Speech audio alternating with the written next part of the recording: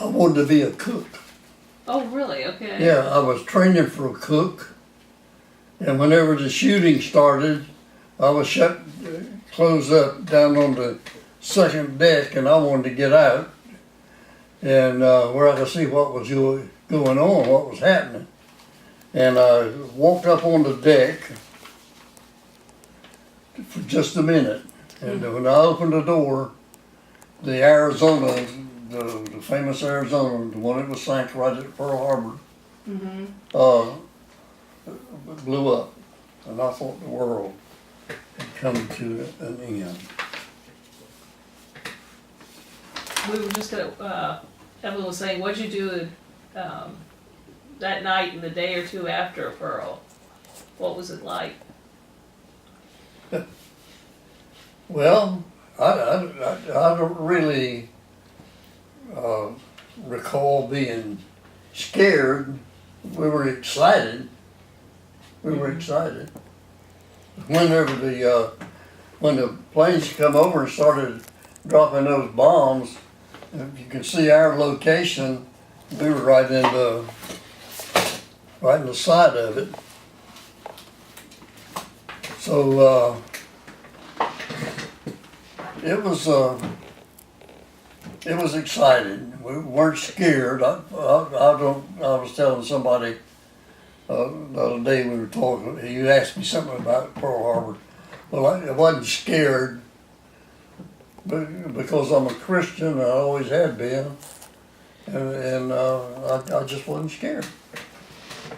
I would get excited.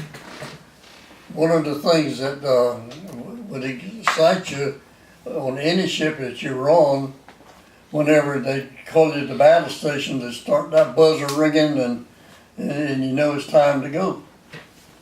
I wasn't scared. But we stayed out there, and we're pretty busy. When, after the Arizona was hit, you were saying they called to battle stations. Where did you end up going?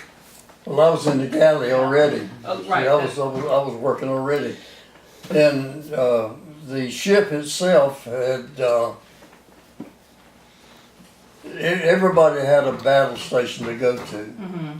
But guys like me and who were cooks, and at that time, at that age of that ship, I don't think I even had a battle station.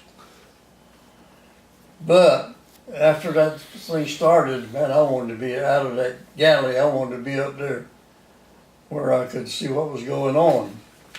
And it was funny. My first assignment, whenever I changed jobs. I went from the galley to the gunnery department. And the first time, my first assignment was down in the magazine, in the bottom of the ship, passing up ammunition. Oh, wow. I wanted to go back a minute when you were talking about when you went into the Navy at 17. What made you decide to go in? Well, I came out of a big family. There was 9 children, and I was the middle one. There was 4 of them older than I am, 4 of them young. And that's the way families were back then. I go back now and look at it, and my aunts and uncles, they all had big families. Mm-hmm. Now their children don't do it anymore. They find out what was happening. Now you can control it. But it was something else. But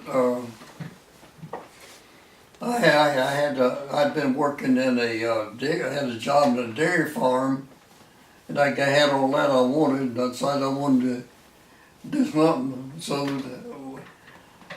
I went to the recruiting station in Wilmington, North Carolina, which my intention was to join the Army. Mm-hmm. and I got into the building, and an Army recruiter had moved to the state capitol, so I went across the hall and joined the Navy. That's the way I got in the Navy. Let me tell you something. Whenever About 72, isn't the Jap bombed Pearl Harbor, there wasn't very few people in America knew what it was, where it was. It was just a Navy base, that's all it was. And you can see what it was, it's a little island in the middle of it. Honolulu was over here about 10 miles. Never heard of it before, I don't know, hadn't even heard of it. And I expect whenever President Roosevelt made that announcement, there wasn't very many people knew what he was talking about.